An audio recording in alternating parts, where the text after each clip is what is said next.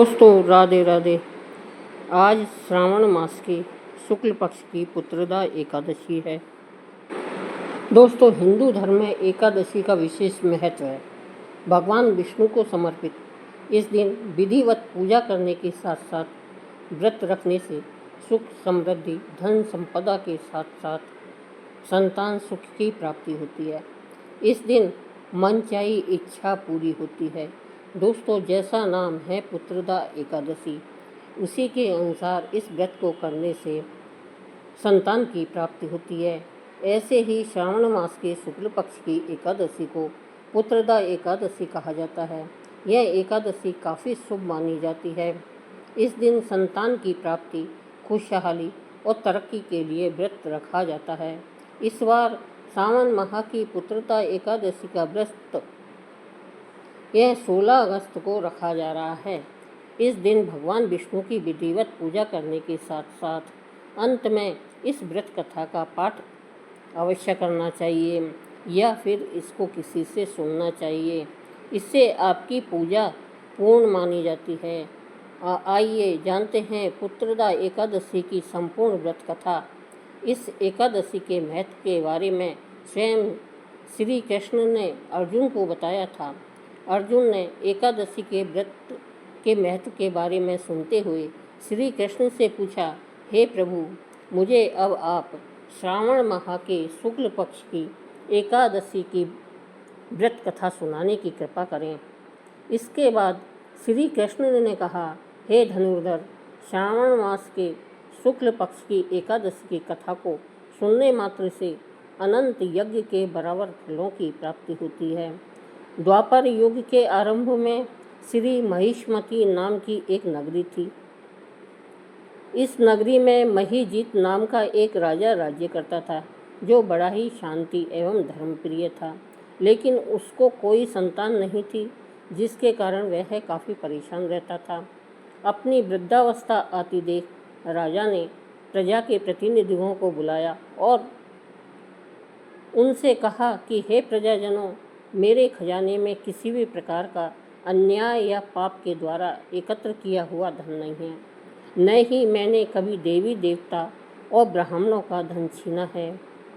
किसी दूसरे की धरोहर भी मैंने नहीं ली।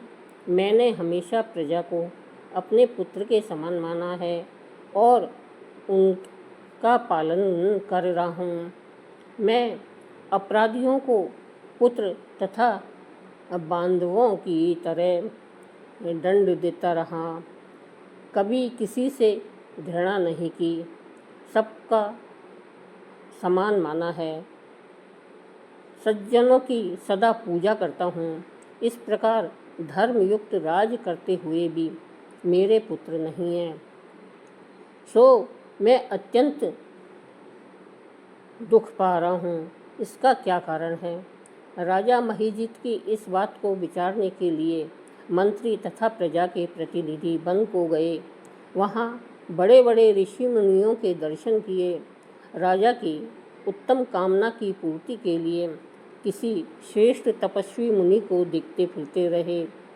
एक आश्रम में उन्होंने एक अत्यंत ही वयोवृद्ध धर्म के ज्ञाता बड़े तपस्वी परमात्मा में मन लगाए हुए निराहार जितेंद्रिय जितात्मा जित क्रोध सनातन धर्म के गूढ़ तत्व को जानने वाले समस्त शास्त्रों के ज्ञाता महात्मा लोमस मुनि को देखा, जिनका कल्प के व्यतीत होने पर एक रोम गिरता था। सबने जाकर ऋषि को प्रणाम किया। उन लोगों को देखकर मुनि ने पूछा कि आप लोग किस कारण से आए हैं? निसंदेह मैं आप लोगों का हित करूंगा। मेरा जन्म केवल दूसरों के उपकार के लिए हुआ है, इसमें संदेह मत करो। लोमस ऋषि के ऐसे वचन सुनकर सब लोग बोले, हे महेश्वर, आप हमारी बात जानने में ब्रह्मा से भी अधिक समर्थ हैं। अतः आप हमारे इस संदेह को दूर कीजिए। महिष्मतीपुरी का धर्मात्मा राजा महीजीत प्रजा का पुत्र के समान पालन करता है, फिर भी वह पुत्रहीन होने के कारण दुखी है। उन लोगों ने आगे कहा कि हम लोग उनकी प्रजा हैं, अतः उनके दुख से हम भी दुखी हैं। आपके दर्शन से हमें पूर्ण विश्वास है कि हमारा यह संकट अवश्य दूर हो जाएगा, क्योंकि महान पुरुषों के दर्शन मात्र से अनेक कष्ट दूर हो जाते हैं। अब आप कृपा करके राजा के पुत्र होने का उपाय बतलाएं।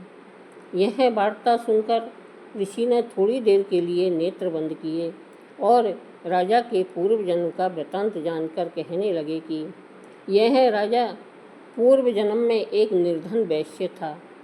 निर्धन होने के कारण इसने कई बुरे कर्म किए। यह एक गांव से दूसरे गांव व्यापार करने जाया करता था। एक समय ज्येष्ठ मास के शुक्ल पक्ष की द्वादशी के दिन मध्याह्न के समय जबकि वह 2 दिन से भूखा प्यासा था, एक जलाशय पर पानी पीने गया। उसी स्थान पर एक तत्काल की ब्याई हुई प्यासी गो जल पी रही थी। राजा ने उस प्यासी गाय को जल पीते हुए हटा दिया और स्वयं जल पीने लगा। इसलिए राजा को यह दुख सहना पड़ा। एकादशी के दिन भूखा रहने से वह राजा हुआ और प्यासी गो को जल पीते हुए हटाने के कारण पुत्र वियोग का दुख सहना पड़ रहा है। ऐसा सुनकर सब लोग कहने लगे कि हे ऋषि, शास्त्रों में पापों का प्रायश्चित भी लिखा है, अतः जिस प्रकार राजा का यह पाप नष्ट हो जाए, आप ऐसा उपाय बताइए।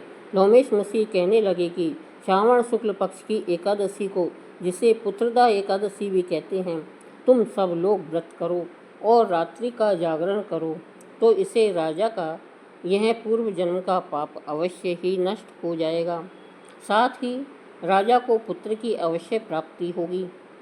लोमस ऋषि के ऐसे वचन सुनकर मंत्रियों सहित सारी प्रजा नगर वापस लौट आई और जब श्रावण शुक्ल एकादशी आई तो ऋषि की आज्ञा अनुसार सबने पुत्रदा एकादशी का व्रत और जागरण किया। इसके पश्चात द्वादशी के दिन इसके पुण्य का फल राजा को दिया। उस पुण्य के प्रभाव से रानी ने गर्भ धारण किया और प्रसव काल समाप्त होने पर उसके एक बड़ा तेजस्वी पुत्र उत्पन्न हुआ। इसलिए हे राजन, इस श्रावण शुक्ल एकादशी का नाम पुत्रदा एकादशी पड़ा।